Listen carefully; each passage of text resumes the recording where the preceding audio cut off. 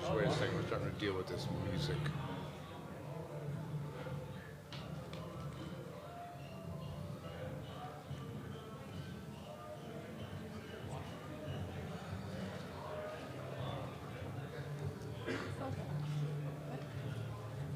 Sorry, just holding you for a second because it's No worries.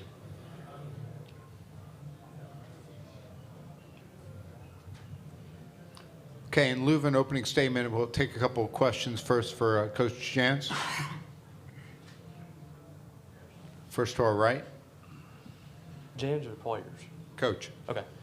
Coach, it just seemed like what they were doing defensively kind of knocked you off the axis a little bit. What did you see from them, especially in the first half, to kind of get them going defensively and limit y'all offensively? Yeah, that was the story of the start of the game, was us turning the ball over way too much.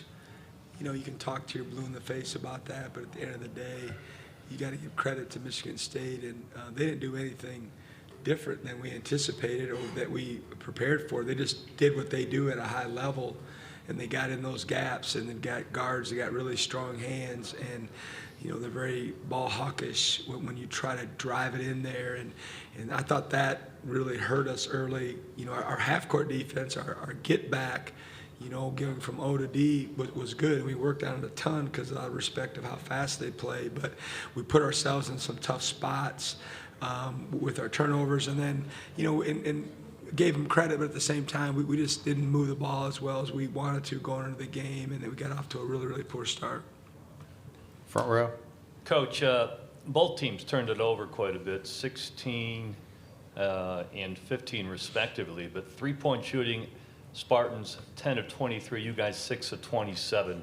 That appears to be the difference. Would you agree? I mean, it didn't help. We've won plenty of games where we didn't shoot it, you know, very well. They played really well. I thought Michigan State played really well. They were very well prepared. We had a hard time, you know, keeping their guards in front of us. They were getting downhill on us for themselves and creating for others, and we actually ended up playing, you know, quite a bit of variations of different zones, especially in the second half, but it didn't slow them down that much. And then, you know, we shot way more threes, obviously, in the second half, trying to mount a comeback, you know, more than anything. Okay, we'll take questions now for Cameron and Josh. Second row. For Josh, I mean, what did you see from them defensively that you felt like was so effective and kind of limiting y'all offensively? Yeah, just following what Coach Jan said, they were heavy in the gaps, you know, strong hands, scraping at the ball, and, you know, we didn't really do that good of a job of ourselves, you know, moving the ball and moving off the ball as well. So we could have done better, but yeah, a lot of great credit to them for how they played defense. Again, to our right. Back to Josh, I mean, made such an impact as a true freshman in a very difficult league. How do you kind of assess how you were able to adjust to this level in year one and have the kind of season that you did? It all started in the summer. You know, we were battling at each other in the summer, you know, going at it each and every day, practicing hard. And, you know, there were frustrating times for not just myself, but all of us, you know, having high expectations and, you know, wanting to play. And so Coach installed that in us, you know, getting on us every day and holding us accountable. So, you know, once you go into that type of environment every day, it's kind of hard to not be successful from your teammates. Middle of the room. For all you, Tom Izzo's had a lot of success in this tournament, particularly, you know, in the first round, 20-5. I just wonder, you know, when you're going up against a team like that, you know, what is it like going against him? And I guess you have to be ultra prepared. For me personally, you know, I talked about it prior to the game of the respect level that I had for him as a coach and how he's run his program from afar. I don't know him like that personally. I've never been to his practices or games. But when you're in this mode of preparing, you know, it doesn't really matter who the coach is, and I mean that with all due respect. We're just trying to put our players in position to be successful, and we didn't talk about, you know, any of his records in terms of first round or tournament success. I think our players had the same type of respect for their program, but at the same time, you know, it wasn't like we were, you know, trying to go in the game and to be thinking about things of that nature. Any other questions for Cameron or Josh? Second row. Cam, expectations seems like have changed the last few years. I mean, you guys are disappointed finishing in the first round of the NCAA tournament. I mean, what's your thoughts on how far this program has come and the direction of things now moving forward? Just the direction that it's going in. I'm very proud for our state and of Coach Jans. And I just see the program in the future just continuing to excel even after all of us are gone. I just feel like it's going to go to another level. Okay. Cameron, Josh, you guys head back to the locker room. Thanks. Good job. Congratulations on a great year. You all right? Okay, questions for Coach? To our right. Chris, I guess for you guys last game with DJ, Tolu, some of those veterans, I guess what do they kind of mean to you, and how tough is it to have to walk away on this note? Yeah, these endings are tough. You don't prepare for walking in those locker rooms and how you're going to handle it because you think you're going to win the game. Certainly you prepare for what you're going to say before the game, et cetera, trying to have the message right leading up to these opportunities. But, we talked in the locker room about it, and I thanked them for, the guys that had been here since we arrived as a staff. I just thanked them for believing in us and having some blind faith in us when they didn't have to.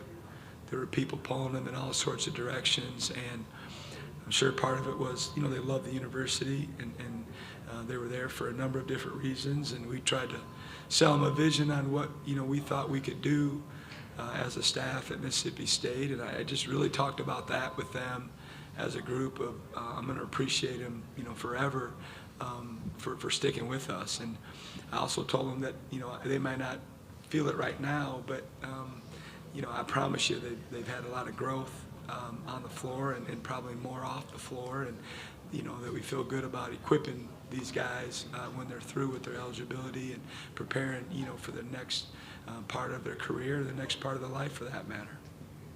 Back of the room. Chris, just to follow up on that, as you guys continue to build this thing, how much do you feel like this group now leaving, you're going to be able to look back and say how much I guess maybe they helped establish your culture and help move things forward for this next group of guys? Yeah, you can't go backwards, obviously, and play the what-if game, but that's kind of what I told him. I'm not sure, I didn't say this to him, but I'm not sure where we'd be. We'd had to have signed a lot of more players than we did. It wouldn't have the same, type of dudes in our locker room maybe. But we'll see. Who knows what the future holds. Obviously, we went from an 11 seed to an 8 seed, and we talked about that in the locker room as well. And, this group of men that have been here, they're going to be remembered. They've done a lot of things in the last 2 years that this program hasn't for quite some time, with the quality of wins and the tournament appearances. And certainly we're crushed, yet we're not advancing. And that was the plan. We thought we could win multiple games with the group that we had. That was our goal all year long from when we got together in June and refocused in the fall, and that was our ultimate goal. And it doesn't feel great not to achieve it, but these kids will be remembered for sure. To our right, Coach. And speaking on those guys, I mean, you're losing some key pieces to this team. Still got some decisions to make on some guys too, and bringing back Josh. What's kind of the biggest point of emphasis you think moving into next year to get back to this point? Man, I really haven't gone there yet. I've been super focused on this team, and certainly recruiting never ends, but I've been super focused on trying to get our team in the best position possible to win these meaningful games. And I'm sure as we get through with our obligations and we get back to the hotel, staff will be raring to go with, getting me more on the phone than we have, and trying to figure out, where we go from here. But we're going to want, quality people. We're going to want, obviously good players, and like you said, I mean, we're going to try to be better in better position next year than we are right now. Last question to our right. Coach, speaking on those veterans, with DJ specifically, we saw him, that Bama game, he tried to play through an injury, obviously wasn't 100% today and leading up to this game. I guess, what kind of impression does that give you of him, the way he tried to play through, some of the difficulties this past month or so? Yeah, he got hurt in the Auburn game, and none of us knew it. He kept playing, and then he hasn't practiced fully since the SEC tournament. He's been hobbled and just really rehabbing as much as he can. And he said he was available. The trainer said he was available, and anyone that watches us, throughout the season knew that he wasn't himself, and that was tough that way. But it says a lot about him. He's grown so much, and I love where he's at mentally. He's got a bright future, and for him to do that on more than one occasion speaks volumes to who he is as a person and what kind of teammate he is and what he believes in. Okay, thanks, Coach. Thank you.